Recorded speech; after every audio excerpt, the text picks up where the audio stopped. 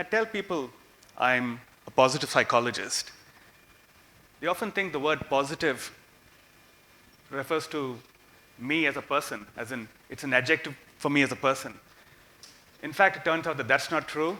Whether I'm a positive person or not, it has hardly anything to do with what I do for a living. Positive is an adjective for the field of psychology. It's called positive psychology. And what is positive psychology? Usually when you say psychology or psychologist, you know, the traditional ideas, people think of the Freudian couch, or in more recent times, if you've done therapy, if you've gone and met a therapist, they think of psychotherapy, something like what you see on the screen. A person sitting with a notebook, talking to you, trying to cure people's neuroses. And I don't blame them because that's what psychology did for a long time. It studied people with depression. It studied post-traumatic stress. Terms like OCD have become commonplace nowadays. Positive psychology focuses on moving people from 0 to +1 or 5 or 8.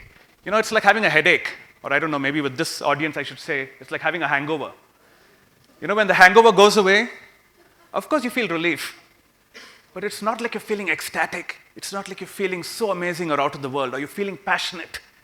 To do that, you have to move away from just getting rid of the hangover. And that's what positive psychology does. And that looks closer to this. By the way, that's Rafael Nadal's coach. And Nadal is a fantastic tennis player. But he still gets coached. And this is probably when you're moving somebody from 5 to 10, or 25 to 50, or 50 to 100. And that's what positive psychology is all about. There are a lot of models in positive psychology. When I say model, it's not just a cool idea. The one that you see on the screen has over 1 lakh scientific publications to support it. And the last one I checked, it has over 8,000 studies done to support it. And this is really how positive psychology applies to all of us. This model is called PERMA. P stands for positive emotions. Just look at yourself. How much of the day do you feel good? Do you feel positive? Do you feel excited? Or do you spend the day feeling jealous, angry, irritated? You know, that's not a good life. E stands for engagement. Are there times when time stands still? You're playing the guitar and you're just lost in the music. Or you're reading a book and you don't realize how 3 hours passed away. Do you have that person who you talk to on the phone, someone you really connect with, or maybe you love? You think you spoke for just 10 minutes, but it's already an hour. And when they looked at all these people who are living a good life, one consistent factor is they all have some activity that helps them do this, helps them lose themselves in the activity. So that's engagement. R stands for relationship. What kind of a relationship do you have with your parents, with your neighbors, with your friends?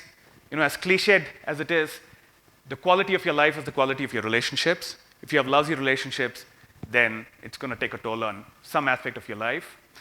M stands for meaning. If you disappeared from this planet tomorrow, and if you think if that happened, nothing would change, usually people like that feel like they have less meaning in life. Are there activities that you find really meaningful? Well, the more meaning that you have in your life, I really like what Surabhi said.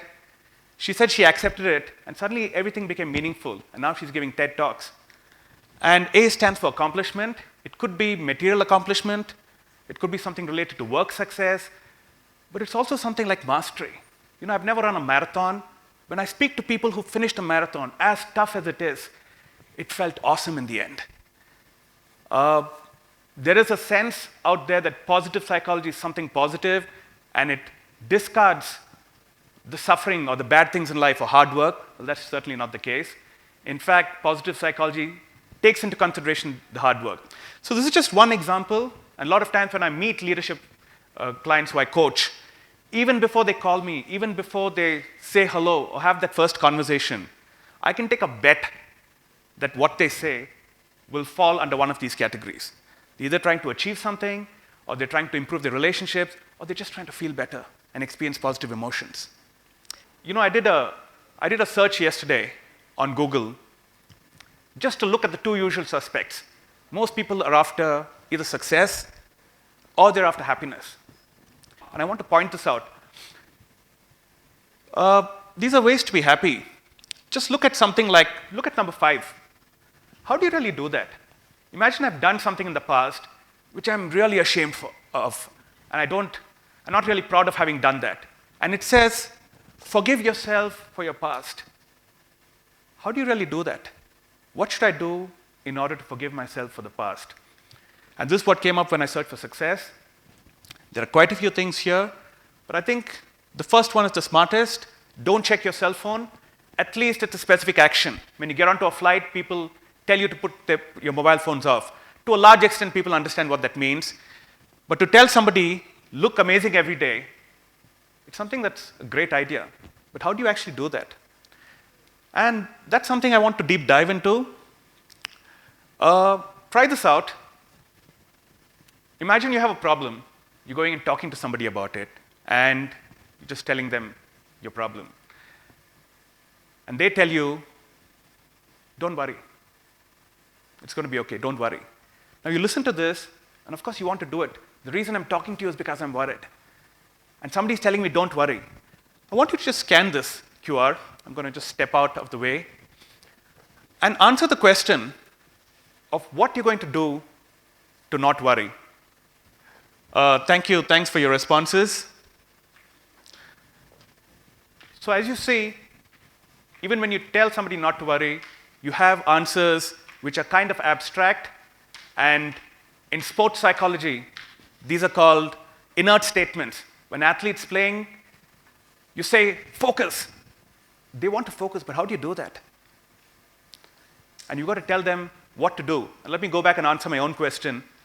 The next time you're worried, here are a few things that actually work. The first thing I already alluded to, which is talk to somebody, find someone you trust, find someone who you can share that with. And you know, the interesting thing is that person doesn't have to give you a solution. Sometimes when clients come into my office, they're talking about this big problem, and we do other things during that session. And when they come back, the problem's just gone away because they spoke about it. If you're not the talking kind, just pick out a book and write down what you're worried about. That's something that helps, or type it out. And a lot of times when you write things out, you get it out of your system. And you just start feeling lighter. You feel like, that felt great.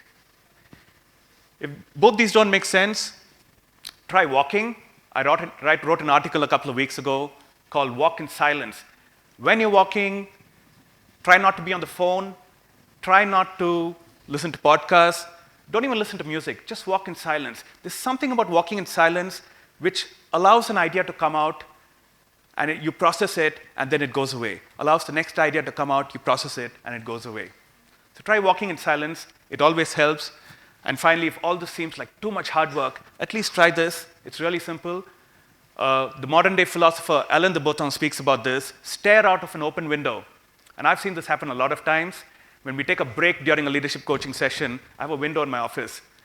I get my client to just look out of the window while I take a stretch and come back. And after that, they have a great idea. So look out of the window. It doesn't have to be picturesque, but there's something about looking out of a window which allows that idea to come out, gives you time to flirt with it, and then it goes away. And it clears your mind, and you tend to worry less about it. I also called the session how anyone can use positive psychology. So I'm going to share some resources with you. And by the way, let me purchase insurance. The fact that I'm sharing this with you, I have no benefit to gain. It's absolutely free. One of the good resources for positive psychology is the International Positive Psychology Association. So you can check them out. There's a lot of free stuff there. The UPenn's Authentic Happiness. You know, if I ask you, how happy are you? Or if I ask you, do you have gratitude? Do you show gratitude? You might give me some sort of an answer. But you can go to Authentic Happiness and do a gratitude questionnaire and find out where you stand on the gratitude scale. Those of you who feel you're really stressed out here, go and take up your work-life balance assessment, and you can find out how good your work-life balance is. And all of this is absolutely free for any of you to use. You can also check out the Positive Psychology Center. It has a lot of good resources.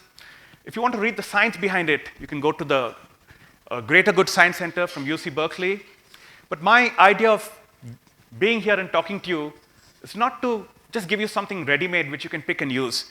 If you're here in this room today, And if you're here with me, it means something. So how do you, next time somebody comes and tells you that they're worried, or if you're trying to be happier, or you're trying to be more passionate, what can you do?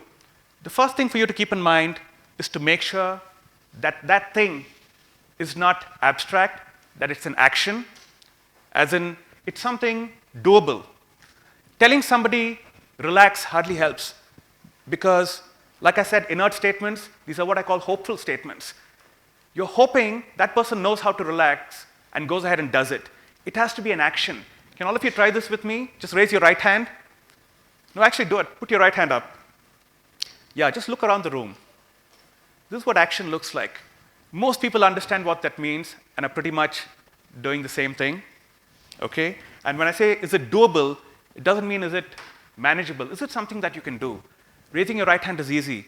What about telling somebody, just hold on to that thought? Can you really do that? Can you hold on to a thought? Maybe you can, but some people find it difficult to do. Okay? Forget about it. Forget about what I just said. Like, what do you want me to do? Call the cops? So think about if it's doable. Think about if it's an action. The second thing to do is called explain it to your grandmother, which basically means simplify it. It doesn't help to tell people, just relax. Just relax, I'm talking to you. What do? Break it down into saying, take a deep breath. Can you just try this out? Sit up straight, keep your spine erect, and take a deep breath. Now that's a specific action. And now you have something to do which might work. Well, I say which might work because sometimes it doesn't work. What if somebody sits erect, takes deep breaths, and comes back to you and says, oh, you know what? I'm still not relaxed. Then try something else. Make sure that's another action, or try something else. And be open to what unfolds. And this is really fundamental to the scientific enterprise, being open to evidence, being open to try something else, and if that doesn't work, trying something else. Well, let me end this session with telling you a few things that do work if you want to live a better life. The first thing and the most effective thing that you can do if you want to feel happy now, as well as satisfied in the long run, is to get up, get out of this TED Talk, go find somebody who needs help and help them. It's a fantastic thing. And by the way, you're not trying to dent the universe here. You're not trying to make this huge philanthropic investment. It could be helping somebody cross the street. It could be helping an old person. If you're really good in something, teaching somebody that. Helping someone just makes you feel good, not just now, but later. The other thing that you could do is go for a date. Okay? Well, I'm not talking about any kind of date. Something particular which is called a strengths date. You know, I've been in Bangalore throughout. I was born in the city, raised in the city. And some time ago, I was at Hard Rock Cafe. And I was there with some friends. The neighboring table, there was this couple. And you know Hard Rock Cafe, they play a lot of rock. They were playing Eric Clapton and Led Zeppelin, Guns N' Roses. And this guy knew every song. And he would sing along. And he's singing along with every song. And the woman, she knew nothing. Okay? So with each song, as the evening progressed, he's feeling awesome. And she's feeling lousy. You know, that's not a strength state. A strength state is a time where you get to use your strengths, both of you. And by the way, you don't have to be with your girlfriend or boyfriend or partner. You can date your mother. You can date your father. You can date your grandfather. And what do you do in a strengths date? If your grandfather was in the army and he loves talking about old army stories, call a bunch of friends home and get your grandfather to talk. And that's called a strengths date. It's a brilliant thing. Your grandfather feels awesome. You feel good. Everyone has a good time because there's energy in the room. Another thing that you could do, this idea actually came to me many years ago. I have this really good friend from school. And after school and college, we kind of didn't meet each other. I think I met him and his wife. I just turned 35, and he just turned 35. And we realized that in the last 10 years, from 25 to 35, we just met thrice. I told him, look, Varun, if you live to be 75, and I live to be 75, 40 years, and you can do the math. If we live for 40 more years, which is likely, we have 12 meetings left. That's it. We just have 12 meetings left. So once again, what do you do about it? Make a list of the top 10 people in your life who really matter to you, who you love, who you care about, and maybe who you don't spend that much time with. If you live with your parents, great. If you live with your partner, great. But make a list of those people who you don't meet often, but you still care about. And pick up the phone, make a call, talk to them, go meet them, spend time with them. All too often, we think about these things after the person's gone. And God help you if those people who you want to meet and talk to are already old. Forget about 3 meetings in 10 years. Sometimes you don't even have 10 years left. So do this. It's a great way to spend your time. And finally, if all this doesn't work, just try this really simple thing. It always works. So while you're looking at this, just smile. I want you to do this. Yeah, don't smile so much that it feels fake. Smile just like this woman's doing. Smile very slightly. Great. And look up.